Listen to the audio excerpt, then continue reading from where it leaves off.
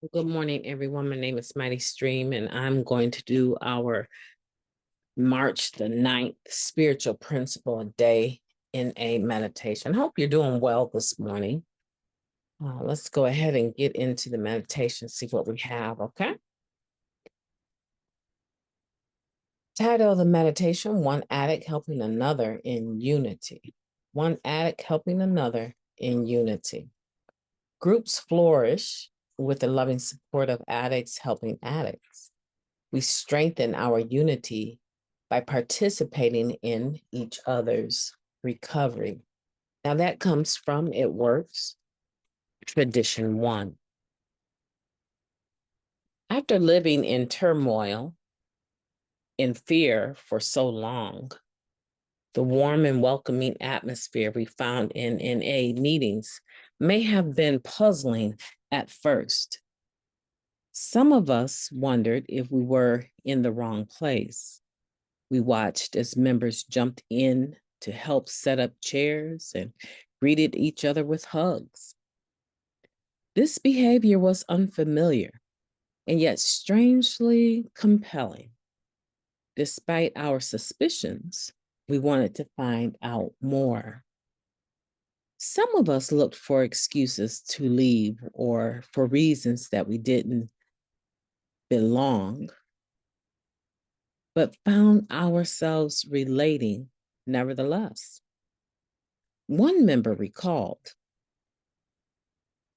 I heard the speaker share about the despair that brought her to rock bottom. She gave voice to my own fears and regrets. It was a moment of clarity for me. I was not alone in my struggles.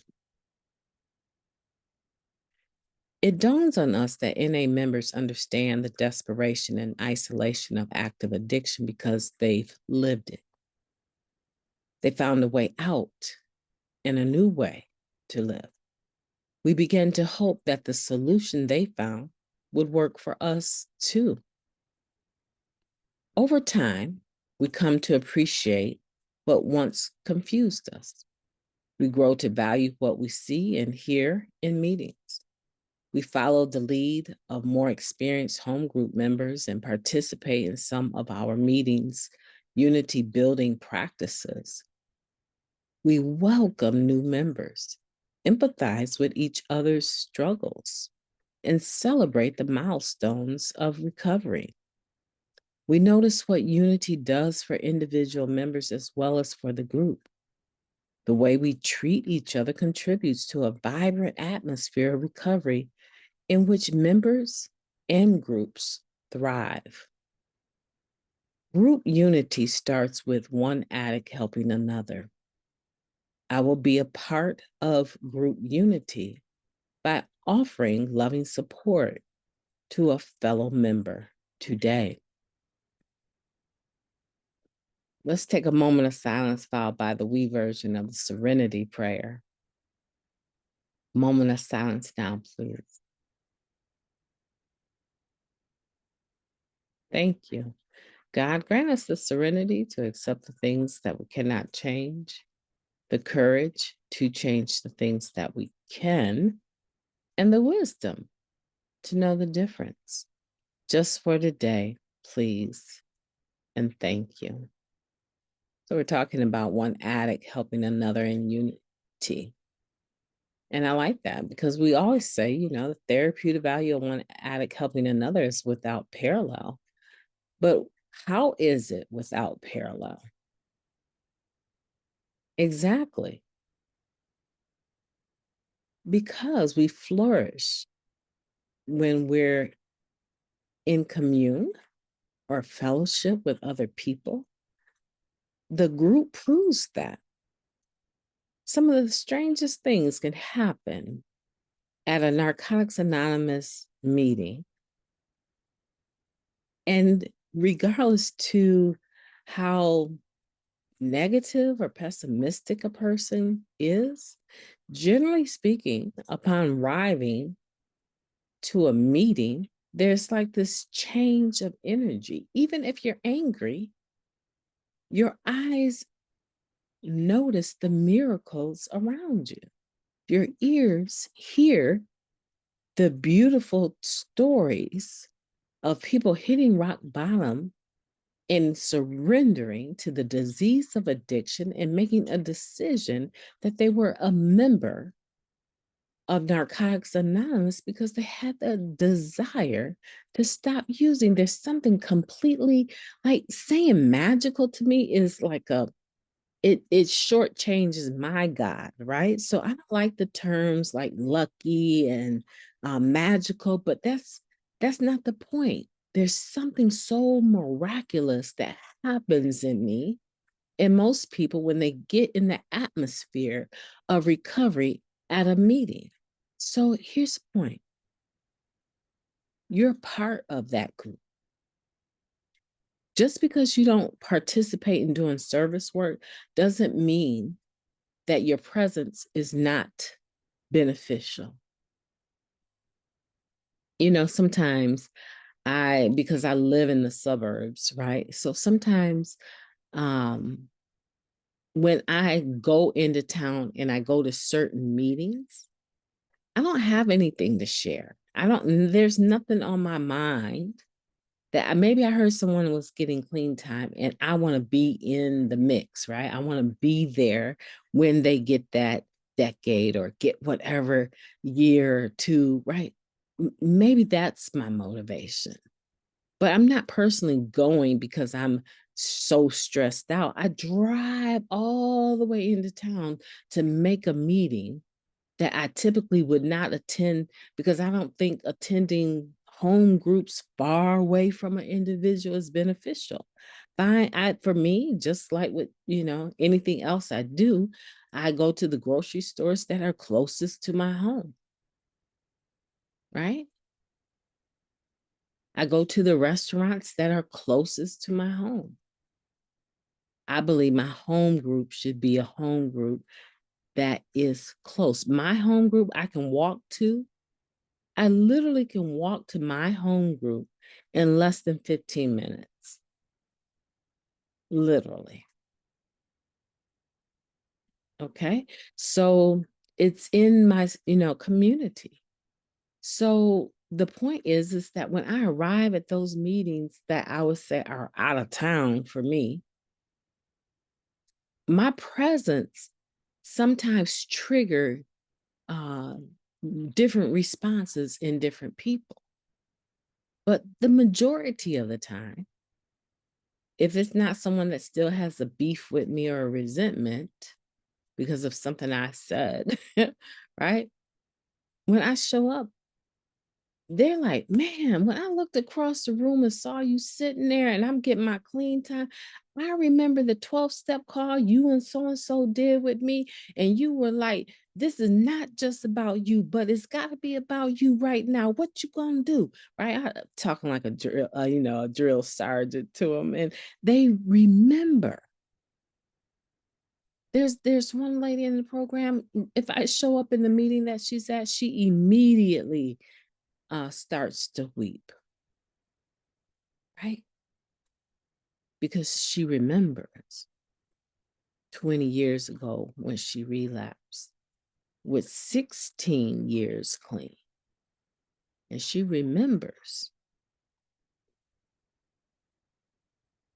me coming to her home while she was high and sitting with her and letting her have a conversation with me to the best of her ability. And it benefits her because it's the therapeutic value of one addict helping another and me lending my heart and lending my ears, even though I may not necessarily need to be there to share anything. My presence brings something to the atmosphere of recovery, and your presence brings something to the atmosphere of recovery. Show up at a meeting with your heart and your ears wide open to just show support. That that may seem like that's not a big deal. How is that anything? Yeah, it's a lot because that's how we contribute and help one another in the spirit of unity. And the things that we notice that are miraculous or touch our hearts, even when we're in a bad mood at these meetings, in our home group, right? When we notice that, it fuels our own recovery in such a subtle way you can not is sometimes you don't even know how beneficial it is till you're starting to leave that atmosphere. And then you start to associate, I'm going to chaos, and I just left a meeting that had the atmosphere recovery, and people were hugging each other, loving up on each other, listening to each other, affirming one another. And I'm headed home, and I've got to bring that juice. I've got to bring what I just received into my home. I saw a sign yesterday at Hobby Lobby, and the sign said, your measure of growth is how do you treat the people you live with. Right? So I get to practice with you guys, and then I get to take it. It's kind of like, you guys give me all of the juice and energy I need to succeed in being a great mom and a beautiful wife, right? You guys do that for me, and we want to do it for you as well. Group unity starts with one addict helping another. Today, let's decide to be a part of group unity by offering loving support to a fellow member today. Go ahead. I double dog dare you. Reach out to somebody that you know needs to be reached out to. Text them. Hey, this is Mighty Stream. I was just wondering if I could give you a call real quick. Or I was wondering, when could I call you? I want to ask you something. And they're probably like, huh? What? I haven't heard from her in forever. Like, why? What? And the anticipation anytime, generally, sometimes people are so fearful. They're like, never, no time is a good time. I'm really busy. Right? Not realizing that the question I want to ask them is just, hey, I remember when you were sharing about such and such. How's that going? Or I'm just wondering how you doing. I didn't want nothing. I was just trying to do what, March 9th said in Spiritual Principles a Day and reach out to somebody. And I chose you. You're on my mind. How are you?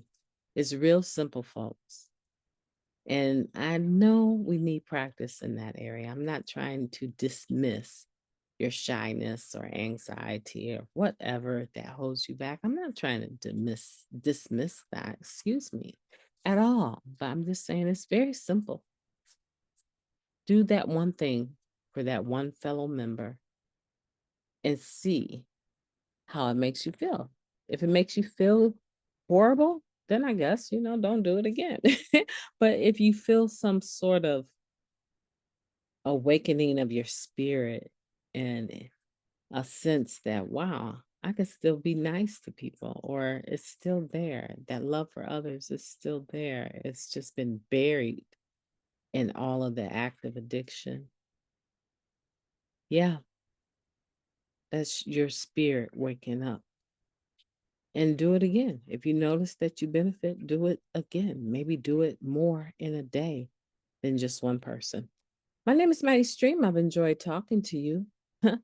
It's been a beautiful morning with you. It's 3:47 a.m. and I don't even know what I'm gonna do next, but I know it's gonna be something to do with cleaning, probably. Um, I want for you to do something for yourself. I want for you to make sure today you have a beautiful day. No matter what it is that you're going through, I want you to make up your mind before things start showing up on your schedule that you didn't invite. I want for you to make up your mind that you're not going to blow it out of proportion and you're going to have a beautiful day on purpose. It'll do you wonders to make that decision now. Talk to you tomorrow.